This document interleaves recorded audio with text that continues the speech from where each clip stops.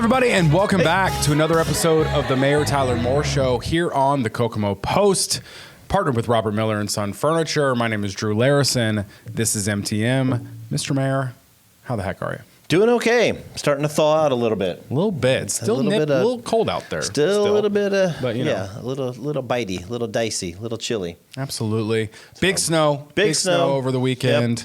Yep. Didn't get it as bad as other areas. I mean, obviously, again, if we were going to get anything, Kokomo dodged a little bit of the bullet. Still got something substantial to get everybody excited and keep everybody hunkered down, and the commissioners to elevate the travel advisory to orange. And I think it's still in effect as orange, which means essential traffic only. It seemed like there's a lot of traffic out on the streets, but ideally when they go to orange, it's supposed to be to and from work, to and from doctors. So I mean, just anything that's considered essential, not so much entertaining and out for shopping. And I mean, unless it's for groceries or again essential items for that. But that way it allows city and highway trucks in any community that may be elevated to that level to address the roads as best they can.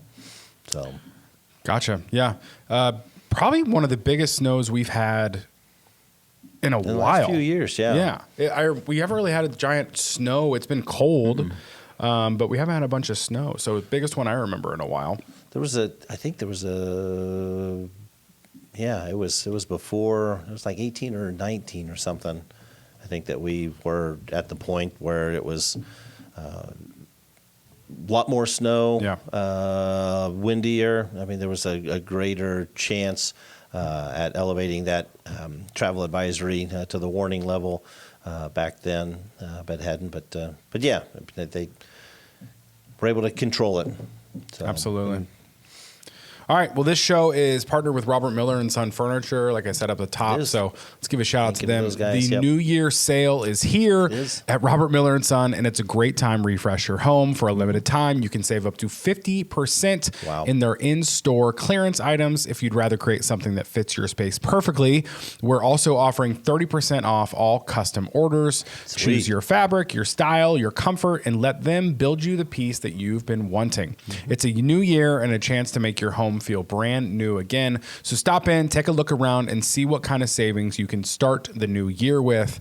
The New Year sale is happening right now through February at Robert Miller & Son. Come in and find something you'll love. And what's going up in February? Valentine's Day. That's right. Again, great opportunity at special love seat maybe. Happy couple. I see what you did there. You go. So, I was thinking like maybe someone's love language is new furniture. It could be. So you could really treat them to something special. But okay, I mean, obviously a lot of snow things this week. I'm sure. What else is going on at City Hall? Oh, yeah. Not a whole heck of a lot. Just, again, beginning of the year, getting things set up, getting plans in place. Some things put on hold with the weather events going on. But other than that, getting things lined up, getting updates on housing developments. I mean, the city's not directly involved in a lot of those, but does like to monitor that and does have some participation in those in some way, shape, or form to make sure those are going well. Hotel Conference Center moving along. Fortunately, they've got a lot of it enclosed, and so a lot of what's being done now at this point is inside. So they're still continuing to work on that. I did a short little walkthrough middle of last week, and it's exciting to see that come along. So really looking forward to that. Again, plans continuing on for activities in the community for the 250th for America, the 50th for the Haynes-Apperson. So a lot of fun stuff. A lot of stuff going on. Love it. Very cool. Yeah. We have a lot of pre-show questions today. Okay. So let's just jump right into it. Let's do. First one is from Alec on Facebook. Why are they charging us for trash when we were told when this area, Ivy Hills 26 area, got annexed in, we wouldn't have to pay for trash? Check your city council. How do they get to vote for their own raises? All but one voted no, and he's no longer on the council. That's a bit strange, is it not? You also got a raise out of that. Alec on Facebook. Yeah. So first of all, that councilman that voted against the the pay raise, which was already figured into the budget that the entire council had approved, is still on the council. He was not removed from the council. He didn't get fired from the council. He didn't leave the council. What had happened at that reorganization meeting was that he was nominated to be the council representative on the Traffic Commission. A second councilman was nominated to represent the council on the Traffic Commission. There was a vote, and that particular councilman was not selected to represent the council on the Traffic Commission. So that's what he wasn't reappointed to. It had nothing to do with his position on the council. He's still a councilman. He's still very much active. Actually, that councilman is the representative for the council on the Howard County Recycling District, a few other committees, subcommittees on the council. I mean, so he's very much still part of the council and very active. The pay raises were part of the budget that was approved prior to. They were just passing the salary ordinance that confirmed what was passed in the budget. So that was worked in. As for the trash fee, don't know what conversations were had in those town hall sessions with the prior administration back in 2012, I think, when those areas were annexed, and what was mentioned or what was suggested or potentially promised or whatever. But the trash fee is obviously citywide. Some folks do qualify for that discount. So, again, don't know what, because there are a lot of things that have been said to this administration that were supposedly mentioned, promised, or whatever when those areas were annexed, which goes against what statute actually dictates. So I guess that's where we are. Gotcha.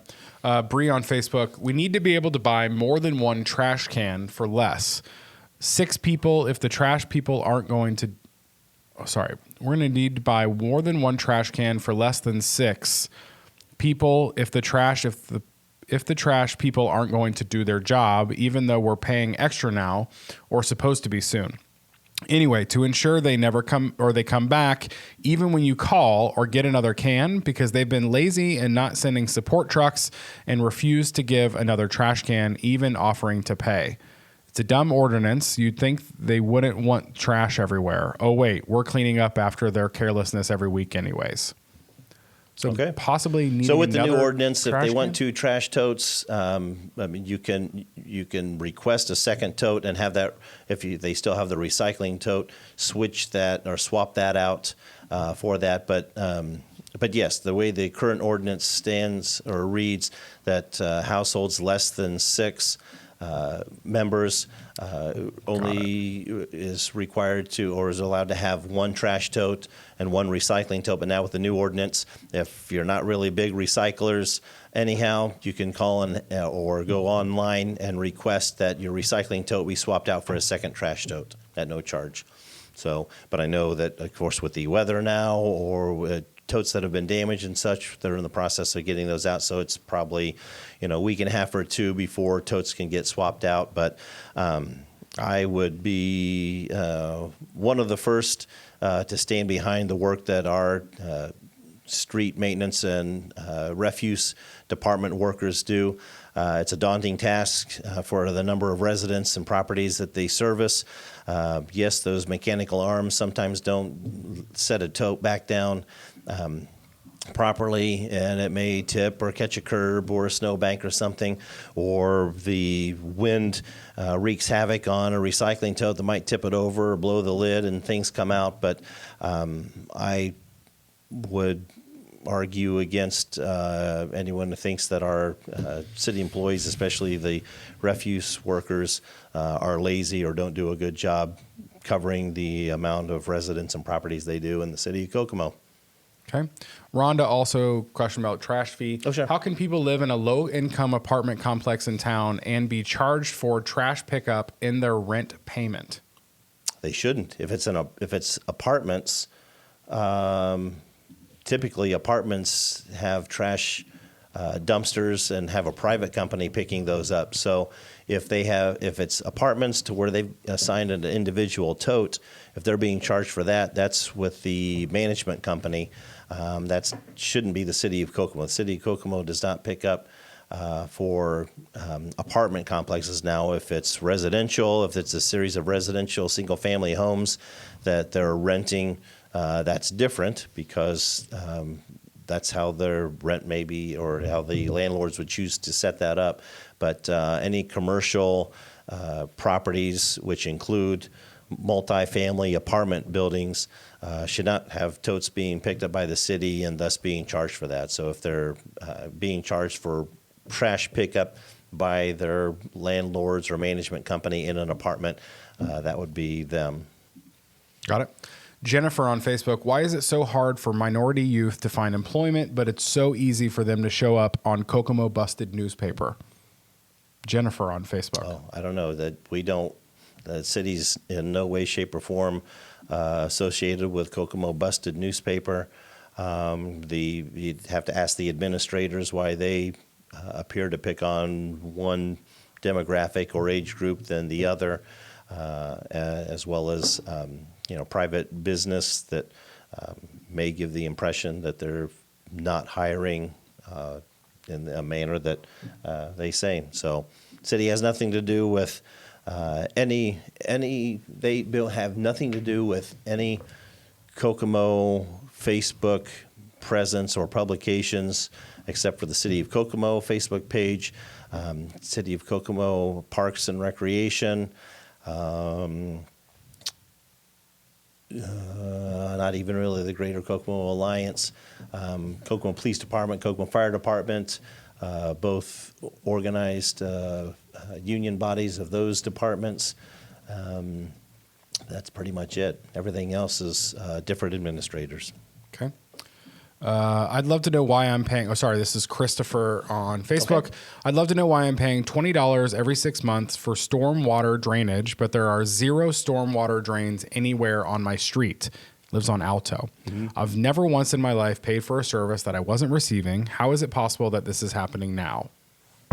Chris on Facebook. Before those areas were annexed into the city, they were paying a stormwater fee. So it's a stormwater fee that's collected for the water that hits properties and runs into, so it's a water quality, and that was a rule, law, assessment, whatever, established by the federal government, I forget how many years ago, establishing stormwater or water quality, stormwater districts, and outside of the city limits, those fees are collected in your spring tax payment and fall tax payment, but inside the incorporated areas of City of Kokomo, it's spread across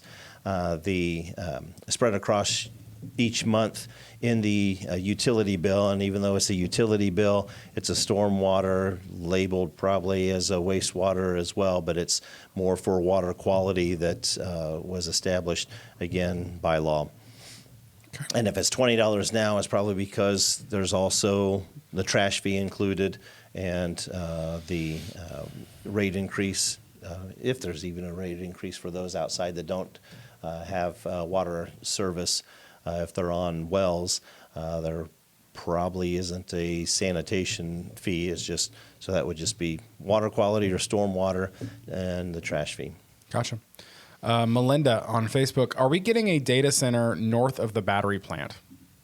Don't know that. If there's interest in that, that would make sense that if a data center is looking to the Kokomo and Howard County area, that it would naturally look at an area where all the utilities have been increased and the infrastructure already established, as well as available ground and other infrastructure up there. But at this point, we don't know of any data center that is committing to invest or develop in Kokomo or Howard County. Okay. Vicky on Facebook, why not contract local plow operators to help plow subdivisions? That's a good idea. We were just talking about that before. I know this the city of Indianapolis has that program as well and could probably be set up here. And those folks only deployed, if you will, in larger snow events like this. We're, again, talking about that, like a little bit of the logistics of that, and it would be the accountability. Once we have those that agree to service different areas, the type of job that they would do, who carries the liability if they would clip a car, knock down a mailbox, damage a fence, maybe sneaking down an alleyway or something. So there's a lot to consider with that. Ironically, we've got a debriefing meeting tomorrow morning, which I always do after larger weather events with the various departments to see what worked, what didn't work, what the challenges were. And so this was on the docket to discuss and get their feedback on and start looking at what the logistics of that could potentially be, because I likened it to the same we have local contractors that help with weed cuts, with code enforcement violations, same with demolitions. If our street department can't get to properties that are in disrepair and have been ordered for demolition, we have a few companies that we work with that. So there's definitely the structure in place to model or to use to then do. So we'll see if that's something that might work. Okay. Pulling your live questions over. Cool. Next question from Kathy. Mr. Mayor, why do I pay property taxes like I live in Carmel when there has yet to be curbs, proper lighting, or any improvements done in my area for years? Kathy on Facebook. Because depending on the area, fortunately, we're not paying taxes like in Carmel. Carmel's taxes and cost of living are higher than they are here in Kokomo. Way higher. I get that, there's been increases, in property taxes and some additional fees, but we're still well under what properties of the same value would charge or collect in Carmel in some of the donut communities. But as installing curbs would take additional resources, and a lot of that too would be ADA compliant, so it's not as simple as just laying cement. Lighting as well, if there's lighting involved, Duke Energy is the provider for lighting in Kokomo, in the city of Kokomo incorporated limits. So if there's areas that they would like us to consider. If it's in Indian Heights, we're working our way around. A lot of that too is just not as simple as throwing street lights up. We've got to get permission or granted easements from property owners where those might be placed in order to gain their legal permission to place lights. So email me at mayor@cityofkokomo.org and give me the area or neighborhood, and we can see where we might be, at least on lighting. Curbs, it would depend on if there's reconstruction of any type being done through there. Same way with sidewalks. If there's no easements in there, we can't just come in and lay sidewalks as well. We've talked about that many times on the show. So send me your address or particular neighborhood, and we can see what might be possible. Okay. Before we move on, let's give a shout out to our friends over at Affordable Pest Management. Affordable Pest Management is Indiana's trusted choice for residential and commercial pest control, wildlife removal, installation services, crawl space cleanouts, and full home protection. Unbelievable. They deliver fast, reliable service with honest pricing and same-day emergency response when you need it most. Awesome. They handle everything from general pests like ants, spiders, roaches, bedbugs, to wildlife issues involving raccoons, squirrels, bats, and groundhogs. Their team also provides crawl space cleanouts, vapor barrier installation, insulation upgrades, gutter cleaning, power washing, holiday light installation, and more. Everything inside and out. Unreal. Protecting your home and business inside and out. Homeowners, landlords, business owners, and property managers rely on APM for clear communication, professional inspections, and long-term solutions that save money. Call them today at 765-450-8584 or visit indianaapm.com to schedule service or request a free quote. Awesome. Laura on Facebook. Hey. I would like to know the mayor's views on what is happening in Minneapolis, Minnesota, and specific what happened to Alex Peretti. It's unfortunate. Yeah. Anytime anyone, not just Mr. Peretti, but anyone that loses a life unnecessarily, it's unfortunate. I pray for the folks in Minneapolis. Especially the leaders of the communities and of the state that have to deal with this.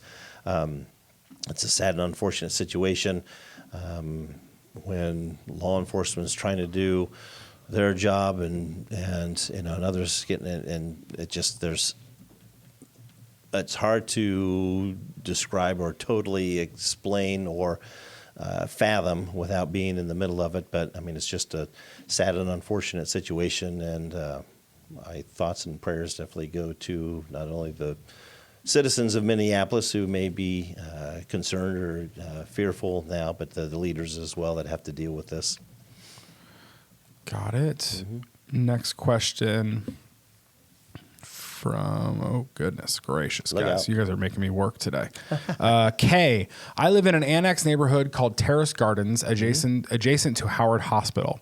I'm confused what our taxes pay for if our side streets are not plowed for several days, if at all. If we call animal control for a loose dog that bit my husband, they do nothing.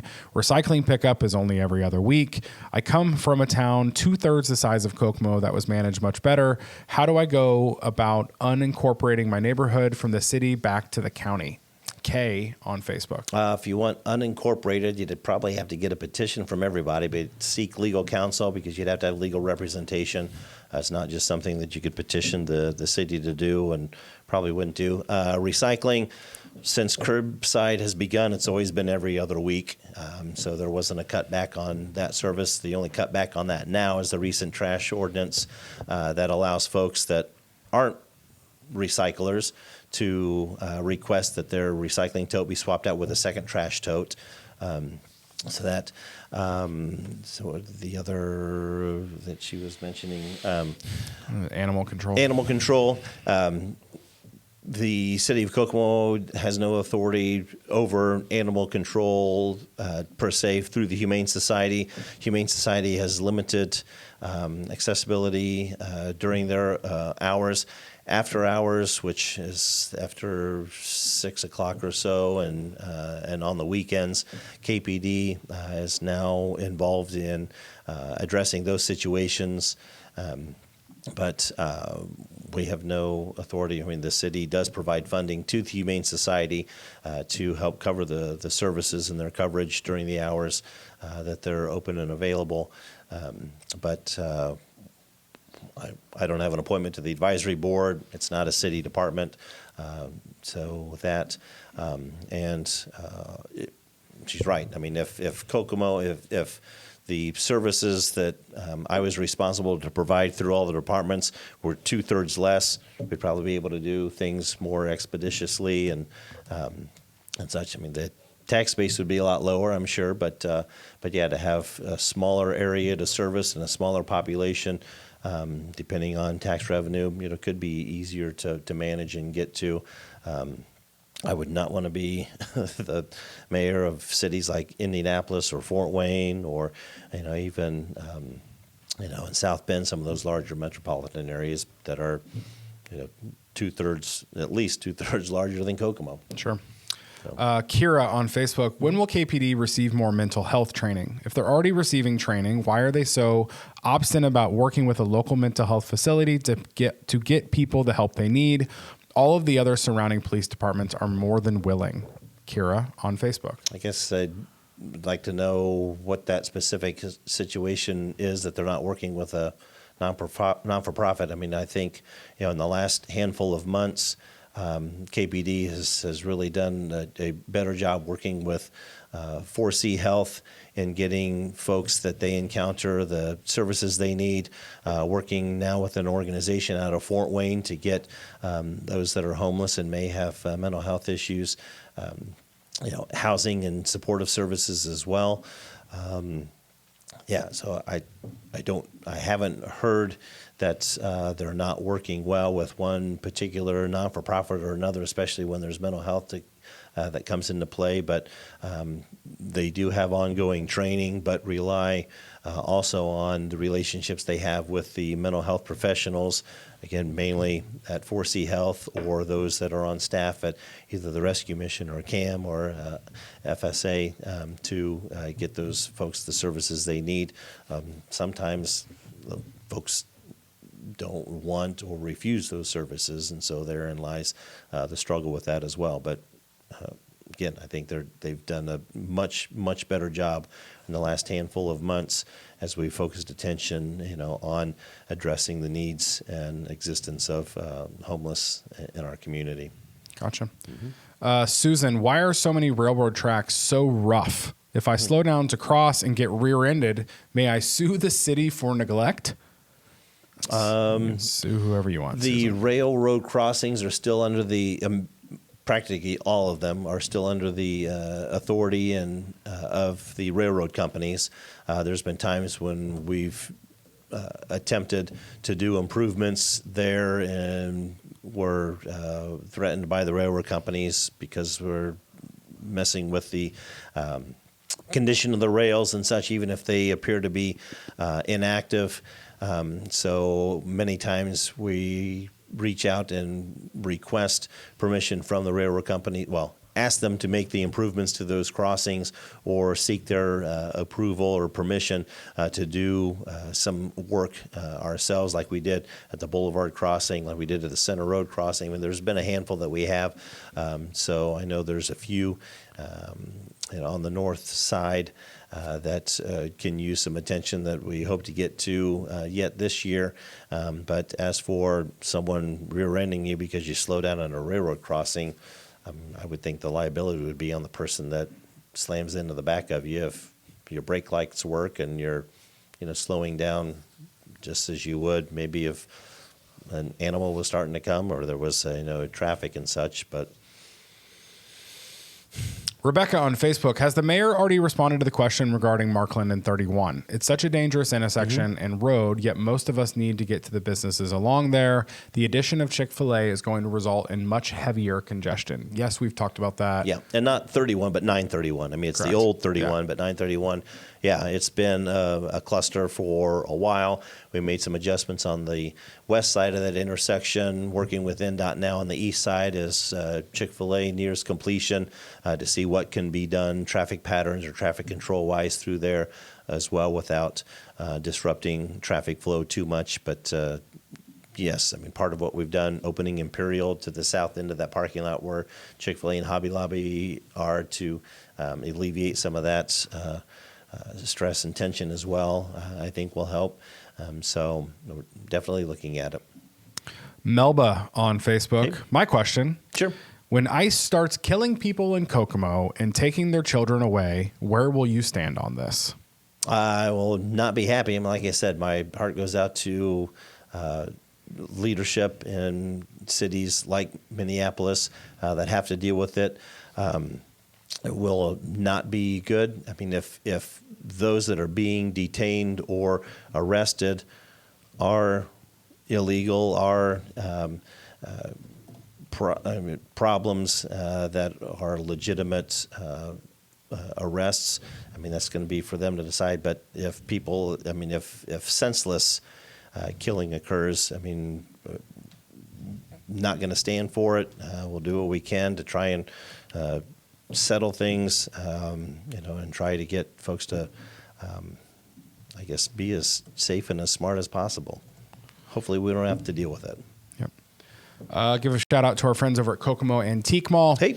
If you love the thrill of finding something truly one of a kind, you've got to check out the Kokomo Antique Mall. This isn't just a shop, it's a treasure hunt. With over 75 vendors and 3 full floors to explore, it's one of these places where you can wander for an hour and still feel like you've barely scratched the surface. You'll find everything from antiques to vintage decor to furniture, collectibles, home decor, and unique statement pieces that you won't find anywhere else. Right. And because it's a multi-vendor mall, the inventory is always changing, meaning every time you visit, there's something new waiting around the corner. Whether you're a collector, a casual browser, or someone looking for that perfect piece for your home, you're bound to leave with something that tells a story. They're open Tuesday through Sunday, 11 to 6, and it's the perfect spot to spend an afternoon browsing, treasure hunting, and supporting local vendors all in one place right in downtown Kokomo. Awesome. So next time you're downtown, stop by the Kokomo Antique Mall right on the square on Sycamore, where every visit feels like a new find. Next question is from Carol on Facebook. How do you get a car that hasn't been moved in months removed from the street so the plows can remove the snow to the curb? If the car hasn't moved, I mean, you can report it to code enforcement. Now, if it's tagged properly and appears to be in proper order, able to run, there's nothing illegal about that or anything legal that we can do to remove it. If it is immovable, if it's not tagged properly, then it can be written up and towed. However, it's just not an immediate thing. Just like any code enforcement action, the owner of the property, whether it's a car or a residence or retail, receives notice. They're given a certain amount of time to rectify the situation, and then if they don't, there's the follow-up. I mean, so there's legal process that needs to take place, but they're happy to turn that in to code enforcement to investigate. Okay. Missy, during winter or during warmer months, I ride the trails from one end of Kokomo to the other. Awesome. I wish it would extend farther south. Are there plans to do this?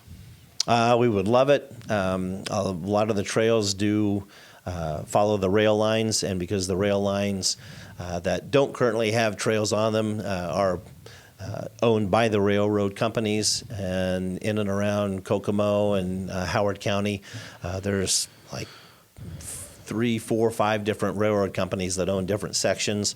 And so we've been in negotiations with the trail line heading southwest to Rushville towards Clinton County, with the rail companies that have some of the lines in the city of Kokomo to connect some of those and improve those.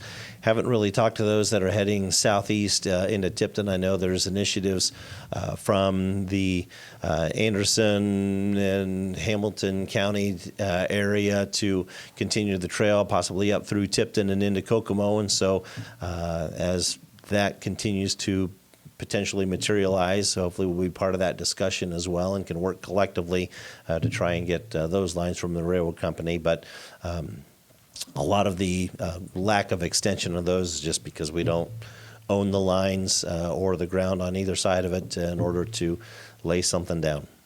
Lori on Facebook, we need more transportation in this town and based on your income. Our town is big enough to have buses run until 11 or midnight on the weekends. For someone who relies solely on the trolley, the Spirit bus and cabs, this is a must. Thank you, Mr. Mayor. Yeah, so we are large enough to have that, and we have a free trolley system with ridership. I mean, there's routes that go north, south, east, and west, hour-long routes. The reason it doesn't go later is due to FTA funding requirements. I mean, if we go later, we run the Spirit of Kokomo. We're required to run the Spirit of Kokomo buses later. Same way with the weekends, which increases the costs and availability and maintenance on many of those. Funding that we don't currently have, again, because we don't charge. I mean, many other communities that have bus systems or similar type of trolley, or I guess not trolleys, but public transit services do charge. And so because they're able to charge, that subsidizes some of what they need. Ours is still free. So therein lies the struggle that if we increase either one of the services, trolley or Spirit of Kokomo bus, in the evenings or weekends, both have to, because they're both tied to FTA funds. Got it. Sabrina on Facebook, can you call the city plows off of East Alto Road? They went through here 5 or 6 times yesterday and just went by again when the road is fine. I think they can start doing the neighborhoods around here now. Okay. Sabrina on Facebook. Sounds good. Okay. And did they have the I mean, they may have had the plows down each time they went, or it could be changing shifts or after meals or something, and they're heading down Alto, being one of the primary roads to get to a neighborhood in either direction. So, and if now that the sun's been out and they're starting to clear, they may be laying salt as well, and so they're using Alto to get to and from the salt supply or sand supply, as well as to use that main road as a way to get to other areas. Okay. Pavilion House on Facebook, why are the trail walks, snow removal more important than the roads? They are not. The trails are covered by different departments, and so the Parks Department covers the trails, also a few parking lots at the parks, at the nature centers, in Highland Park and such. And so because the Parks Department has their crew that has gators and smaller vehicles that hit the trails and clear and salt those for folks, it's a smaller crew versus in a smaller areas, believe it or not, than the city and wastewater crews that cover the east and west sides of the city. So it's not more important than the streets. It's just a smaller group dedicated to what they're responsible for maintenance year round. Jerry Jones, or Gary, probably. Gary, okay. Not Jerry Jones from the Cowboys. Gary on Facebook had a similar question about Highland Park was plowed before his street was a day later. So I'm guessing similar answer. So parks, and I know folks are like, okay, well, when the Parks Department's done, why don't they hop in? Well, they do. I mean, the Parks Department does come and help clear some of the smaller lots because they have pickup trucks as opposed to dump trucks, and so they help in the downtown area. Also. Smaller parking lots in and around downtown that are public, next near the baseball stadium and such, and so they do help in smaller areas that with their pickups. Okay. John on Facebook, when utility repairs are made in the city streets and cuts are made to install cables, it is obvious no one approves the completed work. The 700 block of South Locke Street is a good example. Cable installation holes on Harrison Street between Main and Washington Streets is another example. Mm-hmm. John on Facebook. Yeah, I think he's mentioned this before, asking who was accountable, and so as a follow-up, they actually do, as I mentioned before, many of the utility companies or cable providers have different subcontractors, if you will, that do different work. Some come in and do the initial dig or repair. Some do the finalize, and some do the restoration. And so, weather permitting, a lot of those may still have yet to be formally restored. But the engineering department, as part of the permits that they allow these utility companies to do, then follow up and try to keep them accountable. The unfortunate thing is, legally, as long as they're restoring where they cut, may not necessarily be a total repair or restoration, which is frustrating, but many times is what they're required to do by law in the agreement. Danita on Facebook, just a thought, could you please look to replace the parking lot in Foster Park near the senior center? It needs it. Okay. Yeah, so I mean, a lot of the parking lots and such within our parks are done by our street department, and when they're out doing stretches of street and such, if they find the opportunity, if they happen to be around there, that they will. I know that this summer begins the work, late summer, early fall, that last stretch of the long-range control plan, that'll be working its way alongside Foster Park. So we may wait on that parking lot until the restoration after that work down Superior Street adjacent to Foster Park. But I'm sure it's definitely on our park superintendent's radar. Jennifer on Facebook, can we please put a sidewalk on Lincoln Road between Webster and Washington? The side Maple Crest apartments are on. There is one there, but it doesn't go to Washington Street. I see so many people walking and pushing strollers in the grass and the snow. Jennifer on Facebook. Yeah, so that goes back to easements or availability. The short stretch of sidewalk on that side was installed by the developer of the apartments. But the property owners that were there prior to the apartments, or even afterwards, if there wasn't an easement or they didn't include it in part of their development.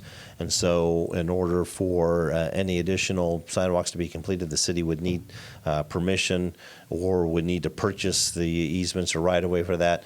Now, I know either fortunately or unfortunately, there's sidewalks on the Maple Crest School side, but therein lies the challenge and struggle. If they take the sidewalk down that, they still have to come back across Lincoln to get to the shopping areas. But I know that's been brought up and expressed as a concern before. But I mean, there's those certain property owners that didn't install the sidewalk to begin with, or were there before the apartments and didn't do it then. So that's something that we will continue to look at if the opportunity presents itself. Okay. So at Center Road, Steve on Facebook. Mm-hmm. So at Center Road at 931, I heard there is another Crew car wash or a Mike's, it's Crew, going in where the BP gas station is being torn down. Yes. How in the heck is that corner going to be able to handle that traffic with Cone Palace traffic already causing a major problem / dangerous situations during the summer? Now the other side is going to be a mess as well. If that is, what is going in there?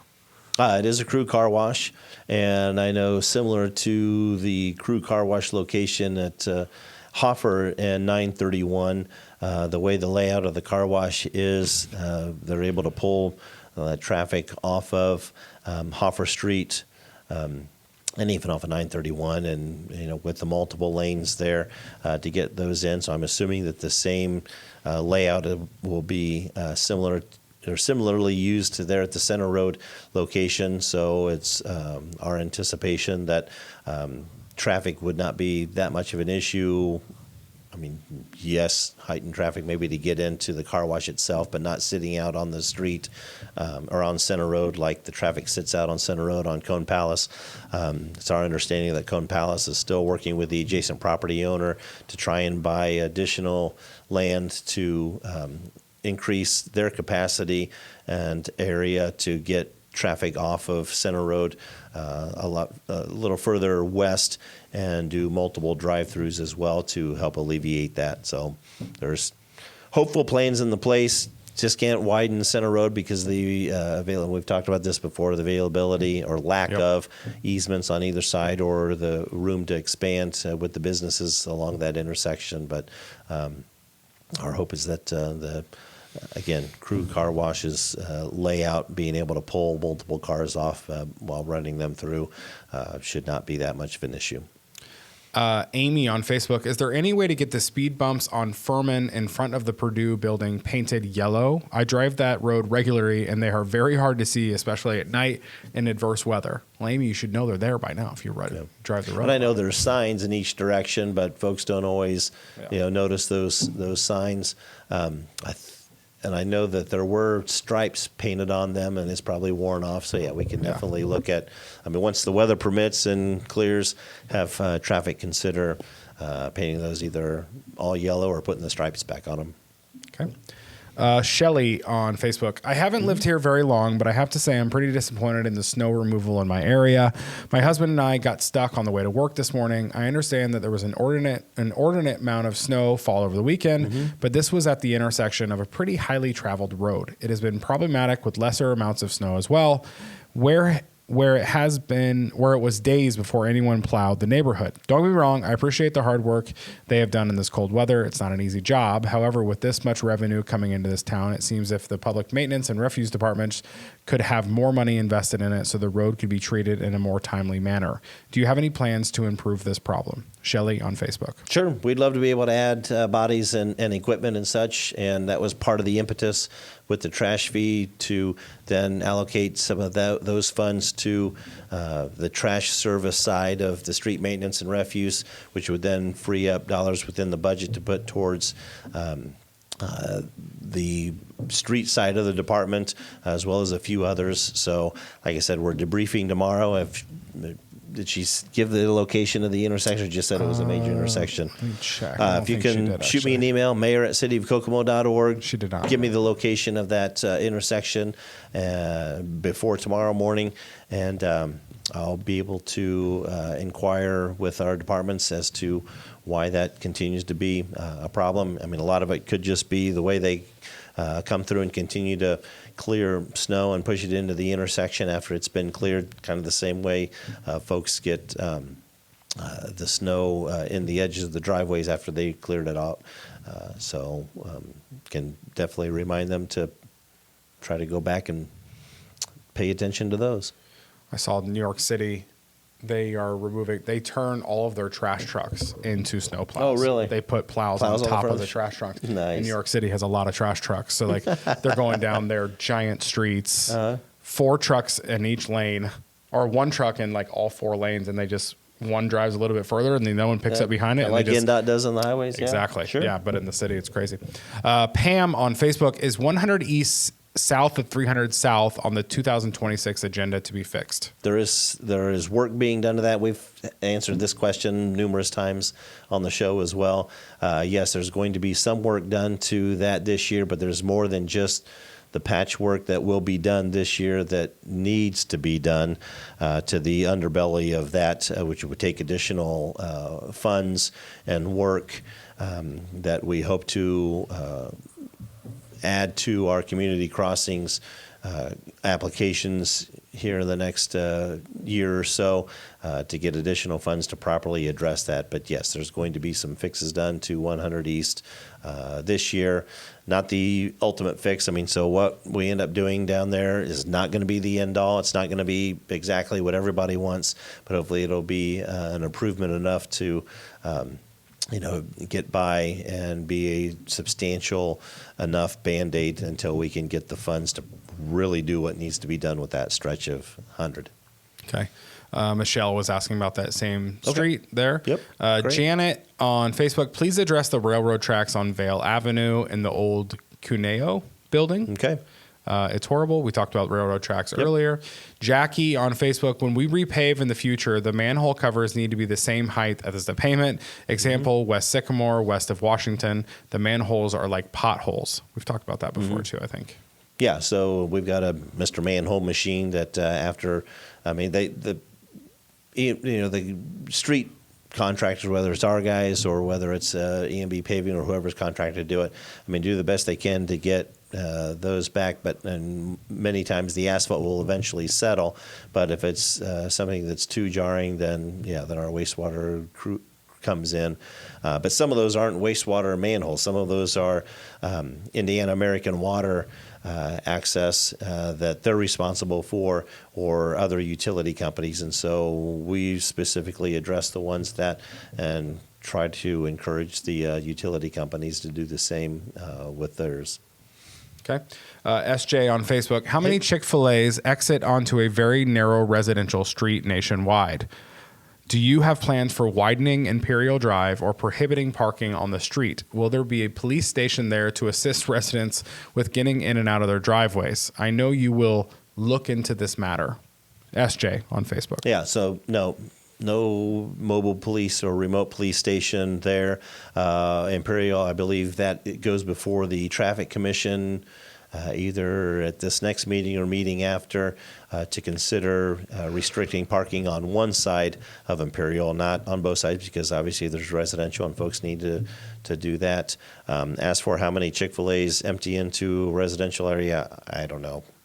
Probably not very many. You don't just have that number on you? But, it sounds like there's multiple. There's now 3 different, maybe even 4 if you look at the exits on the north side of that area, next to White Castle, next to Staples, the one off of 931, now Imperial. There's probably more avenues in and out to this Chick-fil-A than many others. Boyd on Facebook. Hey. I've been calling about the streets in Westwood subdivision area just south of Kokomo High School for the last 3 years, and all I get is a reply, next year we are going to redo the streets, but then nothing happens. Why is that? Boyd on Facebook.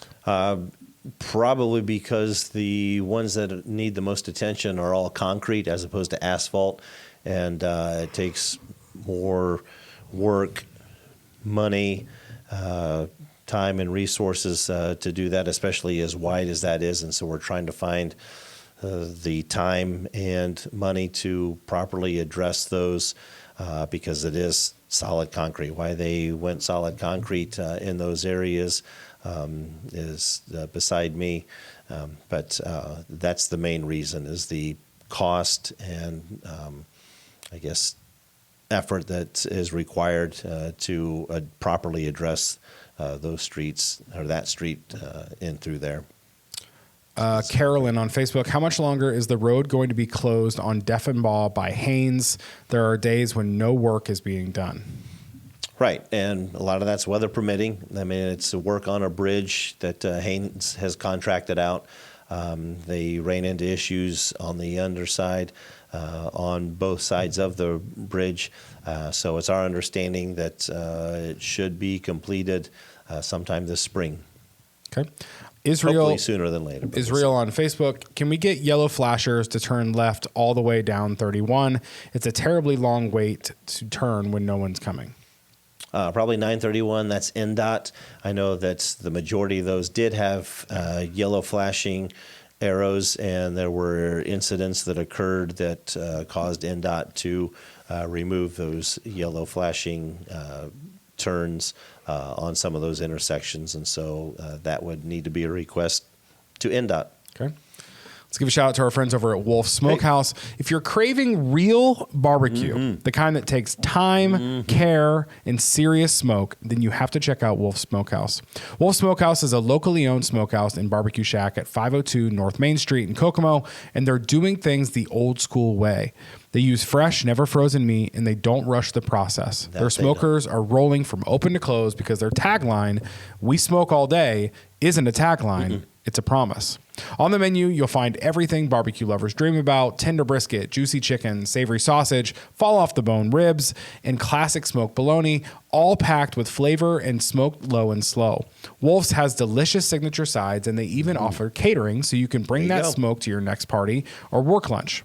Here's the only warning: because everything is made fresh daily, Wolf's is known for one very real thing. They sell out every single day. When it's gone, it's gone. They're open Tuesday to Saturday from 11 a.m. to 8 p.m. So do yourself a favor and get there early. Wolf Smokehouse, they smoke all day. They do. And I witnessed that. They were one of my stops last Saturday, because those that weren't aware, last Saturday we proclaimed National Peanut Butter Burger Day here in Kokomo, which was also in conjunction with National Peanut Butter Day across the country.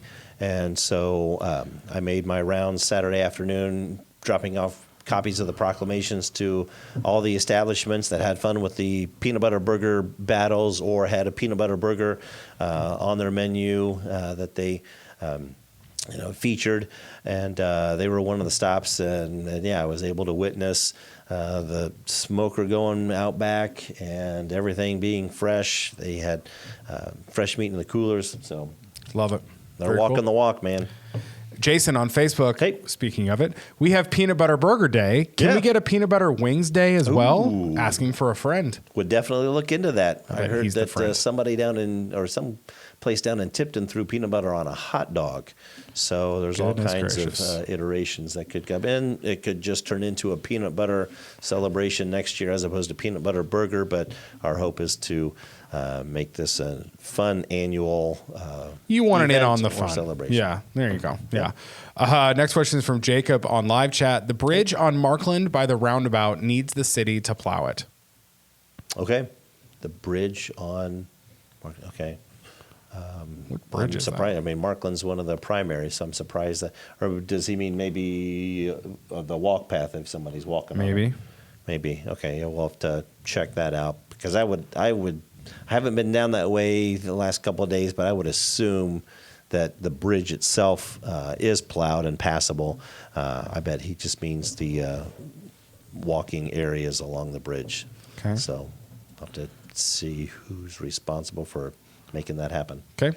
Marcia on live chat. I know courts are considered secondary, and that makes great sense. I still wonder why all the roads and neighborhoods get done on the secondary schedule, but not the courts. When you buy a house, that would be good to know. Marcia on live chat. Yeah, so a lot of it is just to cover as much as we can because the courts are sometimes hard to navigate, and we come in with front loaders in many cases with that. I know that it just depends on the driver or the time or what they're trying to hit or not hit. But if they're coming down through on a secondary or tertiary, we like that classification. They try to hit the courts if they can. If it's in a dump truck, not as easy to navigate. If it's a pickup truck, they can navigate courts a lot easier.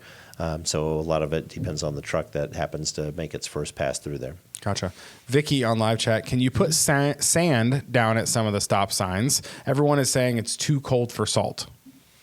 The issue with that, if it's in the city limits, chances are there are storm grates and such, and so when you drop salt or drop sand, it doesn't dissolve like salt does, and then it ends up washing as things melt, whatever. Then it washes down into the storm sewers, and so we hesitate using salt inside the city limits. It's used on the outside or on the outskirts where there may not be curbs and gutters and storm grates and such, but they should be out salting as we speak at major intersections.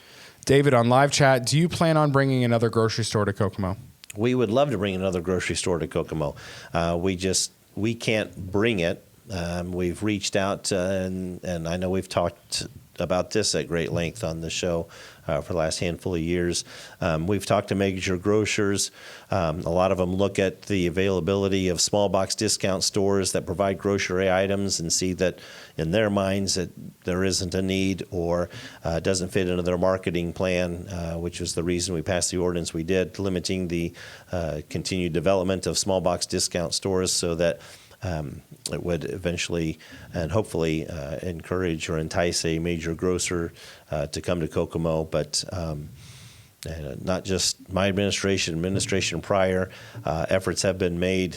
We just can't entice another major grocer to come to the Kokomo area at this time. Gotcha. Would love to. Tiffany on live chat, do you support the movement for no sales tax on utility bills? Also, what construction or work is being done at Markland and Nixon? Markland and Dixon? Or Markland and Nixon? Dixon. Is Nixon a road? Oh, I think there might be, but it's probably Markland and Dixon where they're filling in. They're bringing concrete material and such down there. Not sure what the end game is for that. I had heard that they were continuing to receive that to build it up and potentially develop on it once they get it filled in enough and permissible. But not sure about that. And what was the? I'm sorry, I just started thinking. Do you support the movement for no sales tax on utility bills? Hadn't heard about sales tax or the removal of sales tax on utility bills. I guess in many cases, I mean, it depends on what would need to be done to replace that. If the tax is going to the state and distributed back out to the communities, what that replacement revenue would look like if it's taken off the utility bills. Okay. Whose responsibility? Oh, sorry, Chris on live chat. Whose responsibility is it to shovel the sidewalks? The property owners. Sabrina on live chat. What are the signs about zoning change meeting and another meeting I can't remember in front of Mancino's on the southeast corner of 931 and Southway Boulevard? It's probably either for the Planning Commission or Board of Zoning Appeals. It could mean, and I'm unfamiliar because I didn't look at this month's agendas, it could be in one case there might be a company or a small business or retail or restaurant or coffee shop or whatever. There might be some type of development in that parking lot near Mancino's that would need to go before the Planning Commission or Board of Zoning Appeals.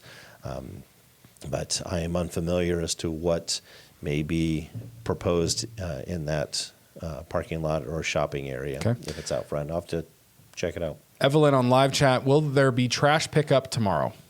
Yes. Jamie on live chat, why does Howard County not move to critical? Also, we had another question from Lori wondering why we never go red. Obviously, there's been this age-old theory. Right. It's because Stellantis does not, want to have to cancel the factories. Right. I mean, that does come into play in some. I mean, you're looking at the industry. I mean, but the reason we didn't go. I mean, I was out and about today. I mean, with the sun shining and such. Yeah. Yes, orange. I mean, really is good. Again, it's essential travel. I mean, so if people are out and about, I mean, I get if you go to red, nobody's going anywhere. I mean, even if you need to get to the store, I get that people probably are because a handful of counties to the south of us all went red, and so I'd be interested to see what first responders are doing down there, mainly police or sheriff deputies in those communities, because I'm sure people are trying to sneak to work or get to the store, or restaurants can't be. I mean, it shuts down the economy, and I know that a handful of small businesses have reposted something on social media today saying, "Hey, when weather incidents or when weather incidents occur and people aren't getting out, small businesses suffer. And so if we go red or critical, yet folks are still able to get out, which was evident if you were out and about yesterday, if you were out and about today,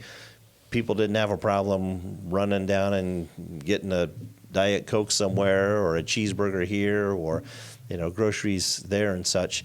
I mean, if we go critical, I mean, it's everybody shut down. And a lot of times folks that want that, to occur, and a lot of that has to do with their either concern with having to go to work or desire not to have to go to work on any given day. I mean, especially if kids are out of school. I mean, we get that as well. But no, I mean, it affects the economy, and so it definitely needs to be taken seriously when considered. But I think, we started having major roads cleared yesterday. I get the secondaries really weren't, and people were getting stuck. But, I mean, a lot of it was cleared today, and so there was no real need because the conditions didn't continue. Temperatures are getting really challenging, but conditions didn't necessarily warrant, because we didn't have the drifting like we had. We were talking the snow event years ago and such. But I mean, just things were passable, and so we didn't need to. And again, that's the decision of the commissioners. They notify me if they're considering something. I provide input. I provide suggestions. I provide my opinions. They do the same thing with the sheriff, with the chief of police, with the director of the emergency management agency, with hospitals. I mean, so they take a lot of that into consideration and have that discussion and input before they make that decision. But ultimately, state statute puts that authority onto the county commissioners. Okay. Let's give a shout out to our last partner of the show today over at Berrycom. Hey. If you're tired of buffering, spotty connections, or internet that can't keep up with your house or your business, it's time to switch to Berrycom. Berrycom is a local fiber internet provider serving the Kokomo area, bringing fast, reliable internet to the people who actually live and work here. Fiber means a stronger, more consistent connection for everything you do: streaming, gaming, working from home, video calls, running a business, all of it. But here's the best part. You're not calling some faraway help desk. With Berrycom, you're working with a local team that understands the community and shows up for it. Update your connection and keep your day moving with Berrycom fiber internet. There you go. Built for Kokomo. Perfect. Next question would be from, let's see, Daniel on live chat. The trash fee is separate and not included in the water bill because of the trash increase was just voted on a couple months ago. So this was during our conversation earlier in the show. Okay. What water quality are we paying for in the county? Does this money we pay go upstream to help the water into our homes? How long are we billed for air quality based off the trees on our property as well? Won't be billed for air quality.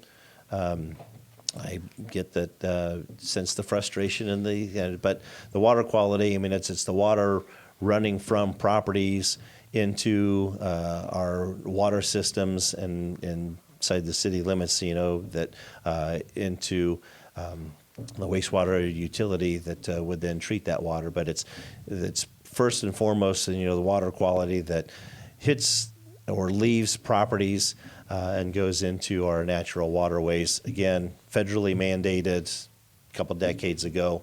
That would take a federal mandate to change to do. But as for now, nothing that I'm aware of that would tax air quality. Almost there. Becky on live chat. I was a victim of a house break-in. A handgun was stolen. Oh. The officer gave me a case number and told me to call him if needed. I've left multiple messages and nothing. I went to the police station when another situation happened that needed to be reported that could be connected. I was given another case number. No one called me back. I saw someone on Facebook experience the same. No callback. What is going on? Becky on live chat. Okay. Could be part of that they're still investigating things. I don't know. I'd have to know what those case numbers are. But if you're still not receiving a callback or information that you feel is necessary, you can stop back by the police department and ask to speak with Major Scott Pertee. He would be more than happy to get information or an explanation to you that you desire. So that'd probably be my next. If you're not receiving the callback, call up or contact Major Scott Pertee. Autumn on live chat. Can we enforce the trash bins being taken back up to your house after trash pickup? Berkeley Meadows and Tate Street is lined up with trash cans daily, which in turn makes it hard for traffic to pass each other and the crews working for snow removal. Autumn on live chat. Yep, we've had that request as well. I mean, it's in a lot of cases, because the trash bins aren't marked at this time, don't know who they belong to, especially if they're up and down alleyways. I mean, so, to try and identify who to assess a violation to might be difficult, and then having additional staff to do that. But I think as we start swapping out totes and getting new ones, they will hopefully have a barcode that we can start monitoring and keeping, and that would make it easier for future enforcement. Sarah on live chat, who would I contact if there is an area in my neighborhood that floods badly due to no drainage outlet? It floods the entrance for the walkway on Carter Street. Sarah on live chat. Not sure. You could probably start with the wastewater department. They can check to see if there's a situation that has to do with either the stormwater sewers and such that collects that. Otherwise, could be engineering, but they probably start with the wastewater and have them investigate it. Got it. Okay. Well, those are the questions we had Okay. today. Thank you guys so much. A lot of questions. Yeah. Appreciate the engagement there. Appreciate you guys Yep. watching this episode Thanks. of the Mayor Tyler Moore Show here on the Kokomo Post. As always, Mr. Mayor, do you have a dad joke for us? Well, as I mentioned earlier, Saturday was Peanut Butter Burger Day in Kokomo, celebrated in conjunction with National Peanut Butter Day across the country. But apparently there was a nasty rumor about peanut butter that came out that afternoon. Did you happen to hear it? No, I've never heard a rumor about peanut butter before. Oh, well, I'm not going to spread it. Crunchy or smooth. Thanks for watching this episode of the Mayor Tyler Moore Show here on the Kokomo Post. Appreciate you guys chiming in. Maybe you're snuggled up warm at home and you had a show to watch this afternoon, Stay so safe. I really appreciate it. Thank you guys for watching. If you have a question for next week's show, make sure to just leave it in the chat below, and we'll make sure to pull it over for next week's episode. But if not, stay warm, stay dry. We'll see you next time, Kokomo. See you, Kokomo.